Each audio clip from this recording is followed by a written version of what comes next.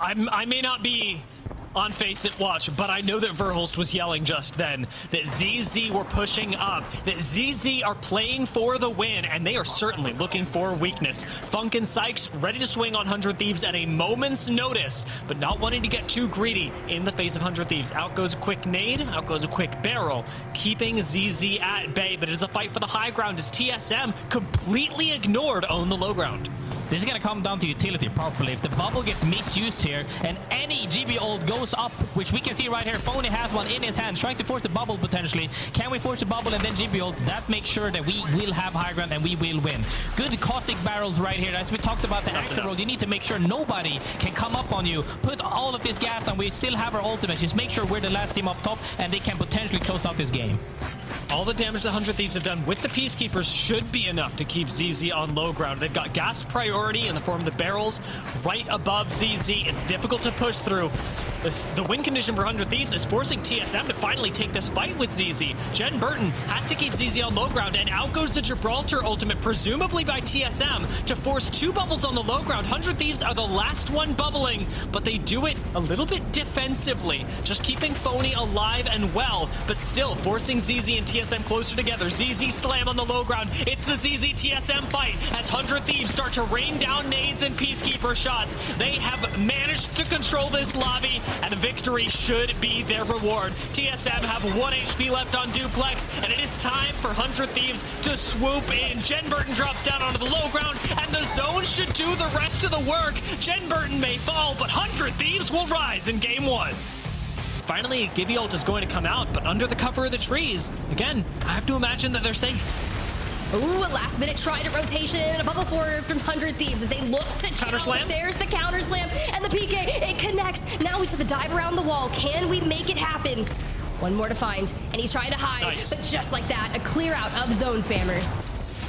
That's bubble and wall expended for 100 Thieves to win that fight. Leave No Witness and Virtus Pro now still on the same side as them, as ZZ still own the South fighting against Crybor. Leave No Witnesses are down. 100 Thieves want to clean up Virtus Pro. Well, Virtus Pro ran into Leave No Witness to come out, and Jen Burton closes the deal. But after the 13 kills in match number 1, he will be the first to fall. The immediate bubble. 100T Verhulst on the res. My dude looking to pick back up. Go to a full team of 3. Keep your eyes on FYR. ZZ and Crybor are on the other side dealing with each other. This is a good chance for the reset because 100 Thieves' biggest issue is going to be if FYR starts to target. FYR seem to be focused on them.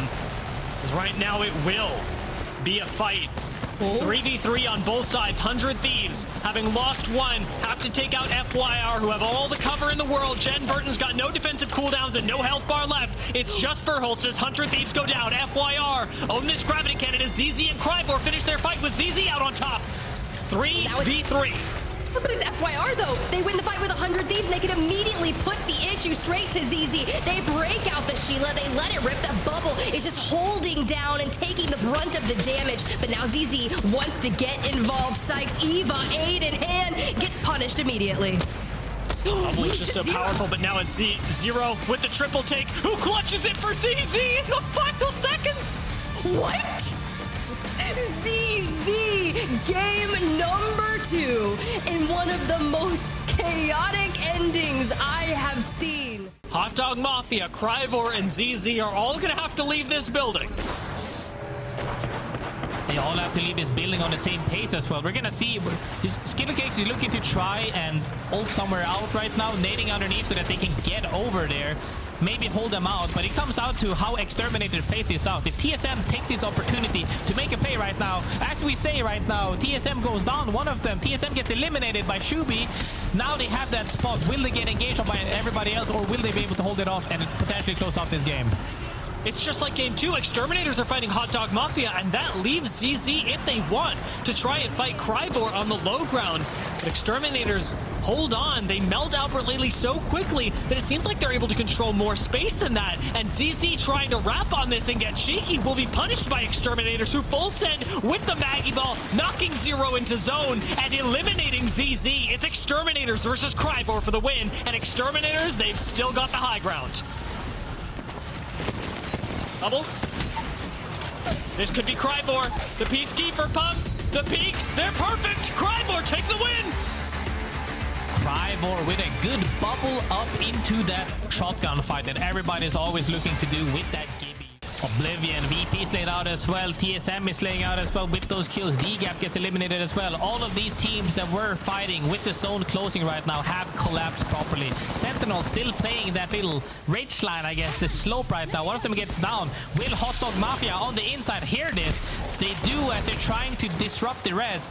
The rest does happen, but they do get a read on right there. 2 downs, actually. They should be looking to collapse on them. But on the other side of things, Virtus Pro is looking to make plays on 100 Thieves.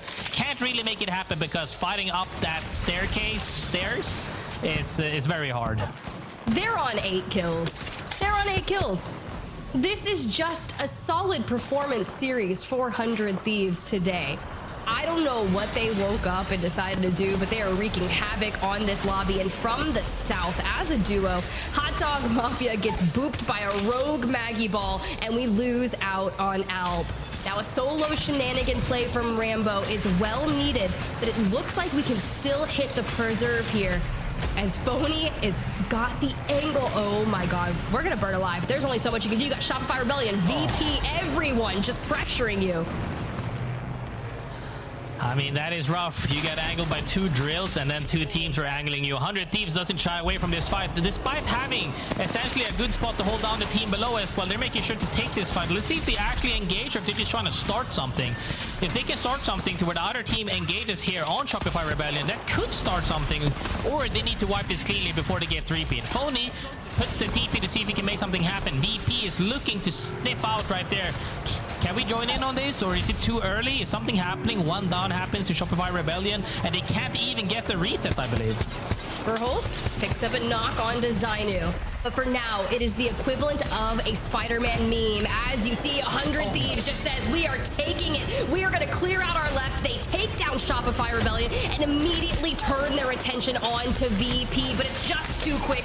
Jen falls, Verholst falls, and Phony, the last man standing, trying to make something happen. But when you're in a 1v3 situation and Slayer is circling, it's Virtus Pro who comes out on top. So there's just a random catalyst wall covering nothing, but nobody knows that. Everybody thinks Shopify Rebellion is behind it. Oh, and they come back up, and the catalyst wall goes down, and it's cooked for Shopify Rebellion. A couple of awkward plays do not, unfortunately, go their way. Shopify Rebellion go down. Nobody controls the empty space, and Falcons still bide their time from up on high ground. Which side will they choose? Virtus Pro in shambles on the low ground. Big damage being dealt by Waltzy with the Stinger Bolt. Still has 2 of them. But it's about patience for Falcons, who drop down Catalyst Wall and choose to finish off Virtus Pro before anything else. They do it cleanly, missing only maybe 10 health, but the Skynades start changing that. Hal gets knocked back. This Catalyst Wall still up, lets Falcons reset. And Sentinels are starting to push up in a way that doesn't let Team Inferno do really anything. 100 Thieves finally go down. Sentinels take the high ground, and it's Falcons versus Sentinels for the win. Sentinels have the high ground. Riley's got the G7. The Falcons are all holding hands until Sentinels rip them apart. Gotta say though, good play from Falcons, playing that house the entire game and then even scoring a couple of KPs. I believe Oblivion has the zone ending more towards them. They're actually in the next zone pretty much. But when it comes down to, once again, we're in that scenario where it's top 3 and one team is out of the cover first. Which team will they fight? I believe Oblivion is in the best location right now where they can just TP out really, really late to join their fray. But if there's enough cover for both teams outside, that could spell disaster right now, because depending on how far they scout ahead, they might just get immediately crossfired. So taking a peek with this Kraber is probably the most likely play to say, hey, don't look at us. Can they get something? Wiping 150 health off of A1 certainly helps Oblivion, because it keeps 5-star from being able to push them and arguably buys a lot more space for Oblivion. Even if they get relegated inside this house, though, they still have a Wraith portal, and they can't afford to lose a member to 100 Thieves due to trying to take up too much space. Oblivion looking for their way out, and 100 Thieves looking for their way into 5-star. 100 Thieves has crazy positioning right now. As everybody else is banging the doors, they're gonna get immediately wiped. The same fashion as Sentinels with all of these nades now. Will the team Oblivion from the inside make it out in time for this fight to make it a 3v3, or will 100 Thieves trade? They're looking to reset right now. They don't want to wipe it so fast so that the other team can 3p. 100 Thieves play the outside of the wall opposite from Oblivion. They're still looking to control as much ground as possible as 5-star need to dip into zone, but it's 100 Thieves controlling the space, controlling even 5-star as they finally take out 5-star and turn their eyes towards Oblivion. Can the Kraber make a difference? Still playing inside the Wraith portals. Oblivion try and retreat, but they are indoors with only one way out, and it is into the maw of 100 Thieves who take the victory away from them in game number 6 and cement their spot at the top of the leaderboard. I think they should use that car right in the trident in the water. Make sure that, hey, we should probably set up a little bit better. But I think, are they content with where it's parked right now? Probably, or maybe too scared to make a play. I think that they're very good, though. We see utility in the likes of Frags here, Bang as well. They're just making sure to be the last team essentially to fight, because they think that the other two teams on Eggs have to fight first. But I honestly don't know if that's true or not. Depends on how far the other team Gibby bubbles. If they Gibby bubble far and deep, they could make plays happen, but the gas comes out early. Nasty trying to force a fight essentially, and this opens up the NAVI to close out the game. That Maggie ball was absolutely disgusting. Nova Gaia, they died of caustic gas. And I'm sorry, Trojan, but you are dying to Navi. There is no way out of this now. Two members left. Kiner and Nono sat inside the Gibby bubble, have Navi pushing up on them as a res goes off, but Yarka says, no, none of that. Takes one out, and Navi have a 2v1, make it a 1v1 for the win. Go Next are falling. It's Light, now Henchman, leaving only Kinda left to survive for the squad right behind FaZe. We're stuck between Alliance and the last member of Go Next. Hack is expending utility. Well done inside the Gibby bubble as FaZe Clan will fall first, and Alliance, it's a matter of whether they get aggressive or not, because teams are dying around them. Just do you want to participate in it? Oh, they do. They want to. Now they're using the triple take to find a couple more as Nova Gaia is the next to fall into the top 4 on Dogs, trying to make a play here. You even have Kinda in the distance with Henchmen. They're playing off the back of those walls, but Alliance is in final form right now. They have been honed by all of the small mistakes at the start of this game and have made so much of it. Watch the altar portals out of Hackis. They have claimed so many teams' lives by suddenly jumping up onto the high ground. But Alliance have Go Next to worry about. Go Next, who have now recovered to a duo. It is Henchman and Kinda, and maybe even a res. As no, Go Next will be taken down, and it is with the altar portal from Hackis. Oh, and it's Alliance v SPS effect down on the ground, but Hack is trying to connect from afar. Let's see, as he dives on down, finishes it on out, and what do you mean Alliance takes match number 2? You know, the craziest thing is that as we enter that last 3v3 between SPS and Alliance, I'd already written down Alliance. You knew what was happening. Did you really? I mean, when we talked about timing, they came right there with the 3v2. Oh! As Effect 1 Max 9 names as well with that R9, showing that PK isn't all what it's about. You can also play the R9 if you're a god like Effect right there. Huge one clip as he's looking for Kazak on 1 HP and gets that down as well. A quick shield cell, not even time for a bat, but Alliance have got more than enough space to play with. Effect continues with this R9, this time not just threatening, but taking the altar portal and forcing a trade. Hot will fall. Alliance still looking for an elimination on NVMI that they do find, leaving us with Navi, Trojan, and Alliance as our final 3 squads, and Trojan want to take out Alliance. Insta bubble on them as this rotation gets cut short, but now with Alliance down 1, Trojan here on the low ground, it's all up to Navi, who have the most space possible as they should be able to walk in and take out both squads. Alliance fall. Uchako on the lifeline of all legends lands the last couple Peacekeeper shots, and with Nono the last one standing, it's looking like another Navi win on Storm Point. That was a super good way to close out the game. For essentially, Alliance didn't have an opinion in that matter of, hey, we don't want to fight. Regardless, FaZe Clan immediately grabbing the res straight onto Zane. Nova Gaia, they have just been waving the white flag over here on the bridge, not looking to get involved. Of course, they do have Passion just underneath them that they have to be cognizant of, which you know Kashera is, but they want to keep that pressure onto the engagements across them and wait for the perfect time to make their move. The best part here for Nova Gaia as well is they're actually in for quite a bit, and other teams aren't really playing as much bunker heavy comp, so they're gonna have free firing on absolutely everybody for quite a while. However, there's two teams now. We see that bubble come out earlier right now. They're gonna see, they can give you ulted as well. I believe this is gonna be Nova Gaia's game to win, as long as they make sure they're not the ones getting engaged on immediately, as we see Ekio go down right now, getting absolutely destroyed by Tyler, as they're getting crossfired by absolutely everyone. Goodbye fences. That EMP is so important. Passion has been disintegrated, and it's an all-out brawl in the open water. Tyler putting on a showcase. Nova Gaia from the perfect position, like you mentioned, to the winners here in game number 4. Definitely. Go next, though. I'm very happy to see that proactive play, trying to make something happen with that EMP play, see if they could catch somebody off guard. However, Zipline Mafia played that perfectly fine, managed to extend and survive that engage. And now SLR TPing for a deeper spot, fighting on the staircase, massively eating bullets, but the bubble comes out from Ekio, and now it comes down to a PK fight. It might be enough. It is enough. Passion with the Gibby bubble. Do not lose a single member. And while that's on cooldown, it has allowed FaZe a little bit more time to reset. But Zane gets shot in the side. Ultimately taken out. 4 squads left. Passion, still no bubble, still no safety. Gets sent by Go Next. But with Henchman down to 1, he clutches things with the G7 Scout.